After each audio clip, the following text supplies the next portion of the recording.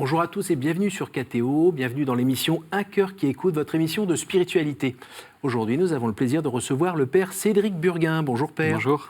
Alors les téléspectateurs de KTO connaissent un petit peu votre tête car ils ont le plaisir de la voir À la source. De temps en temps, vous faites un peu une chronique décalée. Oui. On a le plaisir de vous avoir aussi aujourd'hui parce que vous avez publié un livre aux éditions du Cerf qui s'appelle « Prêtre envers et malgré tout ». Alors on va en parler un petit peu et puis aussi on va en savoir un petit peu plus sur vous, sur votre parcours de foi. Mais juste avant, je vous invite à nous lire un petit extrait de texte que vous avez choisi. C'est une prière de Saint Claude de la Colombière que j'aime beaucoup et qui s'exprime de la manière suivante. « Mon Dieu, je suis si persuadé que tu veilles sur ceux qui espèrent en toi et qu'on ne peut manquer de rien quand on attend de toi toute chose, que j'ai résolu de vivre à l'avenir sans aucun souci et de me décharger sur toi de toutes mes inquiétudes. Dans la paix, moi aussi, je me couche et je dors, comme dit le psaume. Les hommes peuvent me dépouiller et des biens et de l'honneur, les maladies peuvent m'ôter les forces et les moyens de te servir, je peux même perdre ta grâce par le péché, mais jamais je ne perdrai mon espérance, je la conserverai jusqu'au dernier moment de ma vie. » Vous la répétez tous les jours ? Pas tous les jours, mais très souvent. Quel est le point en particulier qui vous plaît le plus dans cette prière ? De garder l'espérance face à la question du péché, face à la question de la maladie, face à tout ce qui peut entraver notre route vers le Seigneur et qui peut nous interroger dans notre propre foi. Et c'est souvent une question qui m'habite au fond, est-ce que je vais choisir le Seigneur comme il le veut, comme il l'entend, comme il le faut pour gagner le ciel, comme on dit ? Et donc, c'est une vraie question que je porte au fond de mon cœur. Et cette espérance que Saint Claude nous décrit, eh bien, elle me rejoint particulièrement parce qu'elle nous resitue dans une véritable foi et dans une véritable confiance dans le Seigneur qui est capable de toutes choses malgré tout ce qui se passe. Alors vous êtes prêtre, ça se voit. Vous êtes aussi engagé dans différentes choses. Vous êtes directeur du séminaire des Carmes. Au séminaire des Carmes, pardon, à Paris, c'est dans l'établissement de la Cato. Oui. Vous êtes aussi vice-doyen de la faculté de théologie canonique. De droit canonique. Voilà, j'aurais dû apprendre ça par cœur avant, mais j'aurais pas été un bon élève. Voilà. Ça prend beaucoup de temps, tout cela. Et surtout, on est beaucoup dans la transmission, de répéter les choses. Est-ce que cette prière permet aussi de remettre ici et maintenant sa vie de chrétien dans la main de Dieu, là où on pourrait être pris par ses activités, son discours Elle me permet surtout de me rappeler que, comme prêtre, je suis d'abord un fidèle du Christ. Et comme fidèle du Christ, j'ai à essayer de le gagner, j'ai à essayer de le suivre chaque jour au quotidien. Vous savez, c'est pas mon ordination qui fait mon salut. C'est pas parce que j'ai été consacré prêtre par les mains de mon évêque que le ciel me sera automatiquement ouvert. C'est comme fidèle du Christ que je dois essayer de suivre le Christ chaque jour à travers une mission que j'ai reçue de la part de l'Église. Mais c'est comme fidèle du Christ que j'ai à accueillir son amour et son pardon dans ce qui fait les richesses et les faiblesses de ma vie. Est-ce que vous trouvez que la route est un peu plus ardue que vous ne l'aviez envisagé ? La route est un peu plus ardue. Assez vite, le Seigneur m'avait quand même montré que le suivre n'est pas si simple. Vous savez d'ailleurs, Sainte Thérèse d'Avila disait à Jésus lui-même que, vu comment il traitait ses amis, cela n'étonnait pas Sainte Thérèse que le Seigneur en ait si peu. Voilà. Et donc, vous êtes d'accord avec elle ? Je suis assez d'accord avec elle. Et je lui redis régulièrement d'ailleurs. Mais parce que je pense que trop souvent, on voit la foi comme une espèce de chemin. Je ne dis pas de facilité, mais en tout cas un chemin qui conduirait au bonheur, etc. Oui, surtout si on coche les bonnes cases. Surtout si on coche les bonnes cases de la moralité, de la vie de prière, etc. Mais les choses, la vie vers le Seigneur n'est pas comme le chemin d'une montagne, on monte sans cesse. Non, c'est fait d'aléas avec des moments de richesse et des moments de pauvreté ou des plus grands déserts. Et chaque jour, il faut se rappeler que la vie de foi, c'est cela. Alors aidez-nous un petit peu mieux à vous connaître. Vous avez une quarantaine d'années, vous êtes d'origine lorraine, du côté de Metz. Exactement. Voilà. Qu'est-ce que vous faites à Paris ? J'ai été envoyé par mon évêque, Monseigneur Raffin à l'époque, en 2006, quand j'ai été ordonné diacre, pour faire des études de droit canonique. Au départ, j'ai été envoyé faire une licence, et puis la licence s'est poursuivie sur un doctorat, et le doctorat s'est poursuivi sur l'enseignement et la recherche. Et donc, en fait, au fur et à mesure, au début, je faisais des allers-retours dans mon diocèse, que j'y étais nommé vicaire.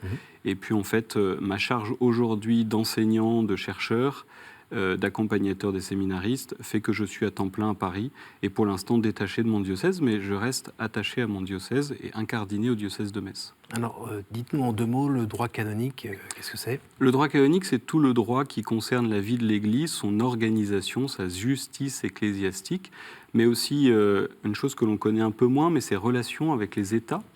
Vous savez que le Saint-Siège est très engagé d'un point de vue diplomatique. Et voilà, toute cette activité juridique et diplomatique de l'Église s'enracine dans ce droit que l'on appelle le droit canonique. Vous êtes aussi juge... Juge ecclésiastique pour la province Île-de-France. Voilà. Votre formation de droit canonique liturgique ? Oui, je l'ai faite à l'Institut catholique de Paris. Et le fait que je suis en ministère à Paris à temps plein, il était plus facile de rendre service au tribunal ecclésiastique d'Île-de-France que le tribunal ecclésiastique de mon diocèse. Donc les questions de non-reconnaissance d'un mariage ? Exactement, l'accompagnement des couples en souffrance qui demandent la reconnaissance d'invalidité de leur mariage auprès de l'Église, notamment. Donc, oui, vous n'êtes pas le professeur qui est dans ses livres. Vous êtes dans la patte humaine. Oui, il y a aussi, et j'y tiens particulièrement parce qu'il y aurait un risque à être assez déconnecté des réalités humaines que l'on rencontre, et donc je tiens à ces différents ministères. Vous êtes né dans une famille catholique ? Je suis né dans une famille qui était de tradition catholique. On était baptisés et on allait au catéchisme. Mais, comme je le dis souvent avec un peu d'humour, ma vocation est une vocation de la République française. Parce que dans mon diocèse, on est concordataire et que les cours de religion sont obligatoires. Je ne sais pas si mes parents m'auraient inscrit au catéchisme s'il n'y avait pas eu cette obligation de la part de l'État. Toujours est-il que, il faudrait un jour leur poser la question, toujours est-il que j'ai suivi les cours de caté à l'école publique parce que c'était obligatoire. Et dans ce cadre, j'ai fait ma première communion. Alors il se trouve que à l'époque, on n'allait jamais à la messe en famille. Et le jour de ma première communion, j'ai été profondément visité par la présence de Dieu dans l'Eucharistie. C'était un 1er mai 1988, je pense que je m'en souviendrai jusqu'à la fin de mes jours.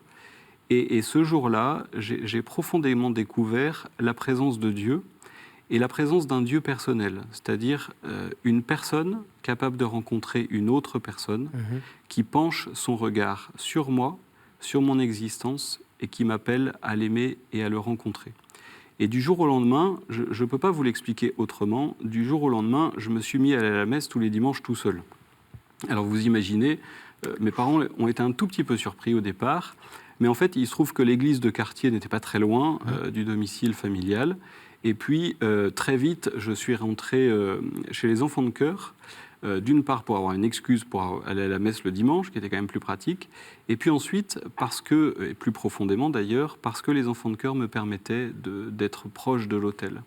Et en fait, j'ai été accompagné comme ça par les prêtres de ma paroisse qui se doutaient bien qu'il y avait quelque chose qui se passait, mais qui m'ont vraiment accompagné avec délicatesse et liberté, sans jamais vraiment poser la question de la vocation. Mais que vous aviez vous-même déjà senti dans ce désir d'être plus proche de l'autel, il y a un moment où il se passe quelque chose. En fait, cette attirance pour l'Eucharistie fait que très vite, je me suis posé la question d'être prêtre. Voilà. Mais j'ai gardé cette question au fond de mon cœur. Et puis, il y a eu plusieurs étapes qui m'ont permis d'avancer dans ce chemin, notamment une étape assez décisive qui a été de rencontrer l'Église, j'allais dire de l'intérieur. Non seulement par le service de l'autel tous les dimanches, mais quand j'ai eu 11 ans, il se trouve que le pape Jean-Paul II réunissait, je crois, tous les 3 ou 4 ans, les enfants de chœur du monde dans des rassemblements internationaux. Gigantesques. Voilà, exactement, avec les enfants de chœur. Et en fait, ce pèlerinage était ouvert à partir de 12 ans. Et cette année-là, je n'avais que 11 ans, et les prêtres de ma paroisse se sont dit, ça serait quand même bien qu'on emmène Cédric. Voilà. Et en fait, on a demandé à l'évêque Monseigneur Raffin si je pouvais accompagner ce pèlerinage malgré l'âge qui n'était pas là. Et en fait, l'évêque a dit oui, mais pour des questions un peu de sécurité, j'ai passé le pèlerinage avec lui et avec un peu, j'allais dire, le staff de l'organisation du diocèse. Et ça m'a permis de voir cette figure épiscopale et puis les prêtres qui étaient avec lui à cette époque, de les voir vivre une forme de fraternité, de fidélité aux bréviaires, de célébration de la messe quotidienne, etc.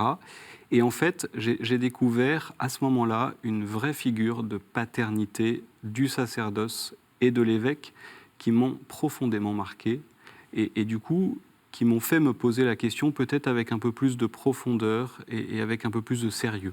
Mais je n'avais que 11 ans. Oui, mais rassurez-moi, vous avez aussi vu des choses où il y avait des petites montées de caractère, des impatiences Bien sûr, je ne dis pas que les choses étaient parfaites, Ah oui. mais voilà, j'ai découvert une belle figure paternelle à travers les figures de prêtres qui étaient là. Alors, quand même, avant que vous ne rentriez au séminaire, il y a eu des petits moments de flottement, des questions à nouveau, ou limite une sorte de désert spirituel que vous avez traversé ? Pas forcément avant de rentrer. Il y a évidemment les questions de la foi. Quand on grandit d'un point de vue de l'adolescence, etc., on se pose aussi la question du mariage, à un moment donné. Voilà. Et puis il y a eu la question du choix de la vocation par rapport à ma famille ou certaines personnes dans ma famille qui avaient peut-être du mal à comprendre quel était ce choix, parce que je continuais à pratiquer tout seul, vous voyez, donc il y avait une forme... pas d'isolement, mais en tout cas il me fallait faire un choix. Et donc j'ai fait le choix de rentrer au séminaire malgré quelques questions sur le mariage, sur une vocation religieuse qui devait, non pas religieuse, mais qui devait durer dans le temps. Oui, tout jeune qui s'engage, que ce soit dans le mariage ou dans le sacerdoce, se pose la question de la manière dont il va tenir. Je voyais mes richesses, mais aussi mes pauvretés. Et est-ce que je vais tenir cet engagement dans la fidélité jusqu'au bout ? Et donc, c'est un questionnement. Et puis, en fait, j'ai fait le pari de la confiance en me disant, je rentre au séminaire, non pas parce que mon choix est sûr, mais parce que l'Église va m'aider à assurer ce choix. Alors, voilà. Vous n'êtes... pas complètement tout seul, vous croisez à un moment, je crois, la communauté de l'Emmanuel, qui va être un lieu de vie, un lieu d'enrichissement, un lieu de partage. J'ai rencontré la communauté et à travers elle, j'ai rencontré le renouveau charismatique qui m'a donné de vivre la foi de manière un peu renouvelée et de manière un peu, plus vivante que je ne l'avais expérimenté, mais notamment à travers des expériences spirituelles du renouveau et la question de l'adoration eucharistique qui m'a rejoint dans mon amour de l'Eucharistie que j'avais depuis tout petit. Et donc, cette route croisée avec le renouveau et l'Emmanuel m'ont permis d'approfondir ma foi et aussi, je le crois, d'avoir une vraie expérience intellectuelle, puisque c'est avec toutes ces rencontres que l'évêque de Metz a décidé de m'envoyer faire mes études chez les Jésuites à Bruxelles, l'IET, qui a pour moi été une profonde compréhension, un approfondissement de la question théologique, et qui a vraiment marqué mon existence, je crois, à jamais, notamment à travers cette spiritualité du renouveau et à travers cette spiritualité des Jésuites approfondie à Bruxelles. Donc une formation assez différente, assez large. J'imagine qu'avec ça, avec cette vie, vous devez aussi avoir une hygiène de vie assez régulière. Vous faites du sport, je crois ? J'essaye d'avoir une hygiène de vie parce que je suis quelqu'un d'assez actif. Et j'essaye d'avoir une hygiène de vie assez stricte parce que le sacerdoce est exigeant, parce qu'il nous faut aussi évacuer une forme de tension, comme toute profession ou comme tout don de soi de toute manière. Et donc j'essaye de faire du sport régulièrement, de préserver des moments de solitude. Pour moi, le rythme universitaire le facilite. Et dans ces moments de solitude, je creuse cette vie de prière, ce désir de Dieu, un peu comme des retraites où Dieu me conduit au désert. Alors vous faites 15 pompes tous les matins dans le jardin des Carmes, c'est ça ? Non, je fais du footing régulièrement. Voilà. 10 minutes ? Un peu plus que 10 minutes. Je fais du footing 3 fois par semaine, au moins 1h15, 1h30. D'accord. Voilà. Et là, vous répétez des « Je vous salue » ou la prière du cœur de... Ça dépend. Je laisse mon esprit divaguer. Au moment où je faisais ma thèse de droit canonique, je vous avoue que ça m'est arrivé d'avoir quelques idées qui naissaient en courant. Alors dans ce cas-là, je m'arrêtais, je les notais sur mon téléphone tout de suite pour ne pas les oublier, parce que le sport est aussi une manière de laisser l'esprit vaquer. Et puis parfois, il y a des intentions de prière qui remontent. Je pense à des rencontres, des confidences qui me sont faites. Parfois, ça m'arrive de penser à des situations que je dois discerner, juger, pour me demander ce que je dois faire. Voilà, ça me permet aussi de réfléchir. Et puis parfois, j'écoute de la musique et j'essaye de déconnecter complètement. Est-ce que votre volonté gouverne 98% de votre vie? Non. 99? Non, parce que je crois beaucoup à une foi et une vie de la suite du Christ qui ne se fait pas simplement à la force du poignet. Et en fait, je pense que justement le Seigneur nous abandonne, nous invite à un plus grand abandon au quotidien. Et donc en fait, notre vie ne doit pas être commandée simplement par la volonté et la force du poignet, mais commandée dans un désir de plus grand abandon au quotidien. Et là, il y a plusieurs étapes qui nous aident et que le Seigneur parfois commande.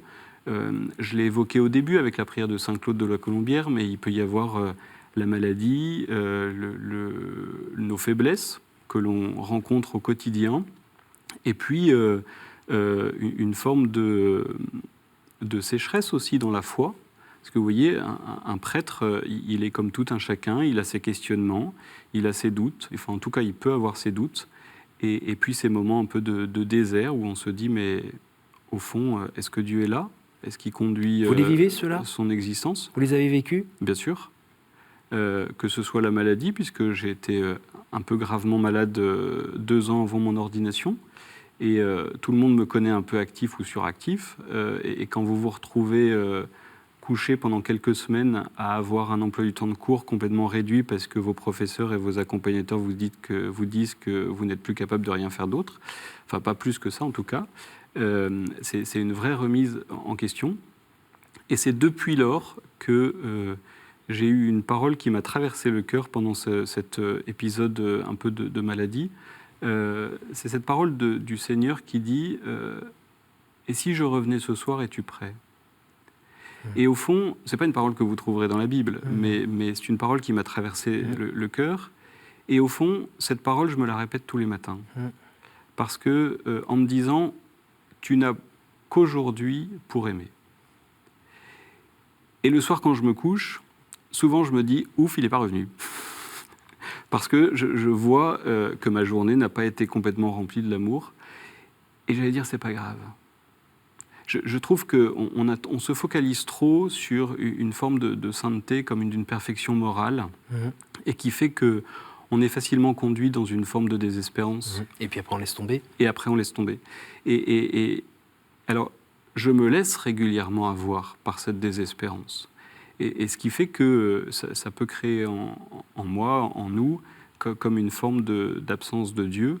Parce qu'en fait, je ne le regarde pas lui, je me regarde encore moi à travers une perfection ou une sainteté que je recherche pour moi. Et au fond, je suis sûr que le Seigneur essaye de nous arracher à ça de différentes manières. Non pas qu'il le veuille de manière volontaire, mais parfois la providence se sert de tout ce qui fait notre existence, y compris la maladie, pour nous conduire dans ce chemin. Et puis ensuite, il y a les questions de désert. En fait, comme je vous le disais tout à l'heure, Dieu ne remplit pas son absence avec cette belle phrase de Saint Jean de la Croix. Dieu creuse nos vies de son absence. Et c'est une véritable recherche, mais en fait, c'est une recherche qui nous conduit au bout du chemin. Vous me faites penser à ce livre, donc Prêtre envers et malgré tout, qui fait suite à des livres qui s'adressaient plutôt à des jeunes mariés. Oui. Voilà, donc là on change un petit peu. Un petit peu. Qu'est-ce que vous avez cherché à dire? Quelle est la fine pointe de votre livre? En fait, je le dis dès l'introduction, nous vivons une crise ecclésiale. Et à travers cette crise, beaucoup de questions autour de l'autorité du prêtre sont mises à mal. Et j'ai voulu réinterroger ce qu'est la paternité. Et je vous ai dit tout à l'heure que pour moi, la paternité sacerdotale était une chose importante. Et au fond, je me suis posé la question de dire, c'est quoi cette paternité? Et j'ai fait l'analogie avec la paternité biologique. La paternité, c'est le père qui donne le meilleur à ses enfants, mais qui à un moment donné les laisse libres de partir. L'homme quittera son père et sa mère, c'est une des grandes phrases de la jeunesse qui commande notre existence. Et au fond, j'ai fait cette analogie. Pour moi, la paternité spirituelle, c'est une paternité qui s'efface. c'est une paternité qui renonce. On a eu récemment dans la liturgie la belle parabole du père prodigue qui attend son fils. Eh bien voilà, c'est un père qui laisse son fils partir, y compris dans le péché, et qui ensuite attend patiemment qu'il revienne. Et j'ai voulu redire avec force que la paternité spirituelle d'un prêtre, ça n'est pas une emprise, ça n'est pas un pouvoir, ça n'est pas une autorité, c'est une paternité qui s'efface, qui renonce et qui patiente. Voilà. Et j'ai voulu redire ça pour que nous ayons peut-être, si je peux apporter cette pierre au débat, un rapport un peu équilibré dans nos discussions autour de l'autorité ecclésiale qui est réinterrogée dans le contexte que nous vivons. Ce qui ne vous empêche pas d'aborder un petit peu les remarques que certains font vis-à-vis des prêtres, donc le cléricalisme, les histoires de pédophilie, l'homosexualité dans l'Église. Oui, parce qu'elles sont toutes attachées en fait à cette question de la paternité. Donc j'ai voulu un chapitre un peu fort sur différentes souffrances et différents soupçons qui sont aujourd'hui plaqués sur le sacerdoce. Et puis ensuite... Et qui font que certains se font huer dans la rue. Et que certains se font huer ou que certains entrent aussi dans une forme de désespérance de la vocation. Et puis ensuite de repasser, de faire ce tableau, parce que je pense qu'il faut mettre quelques mots sur ce que nous vivons aujourd'hui.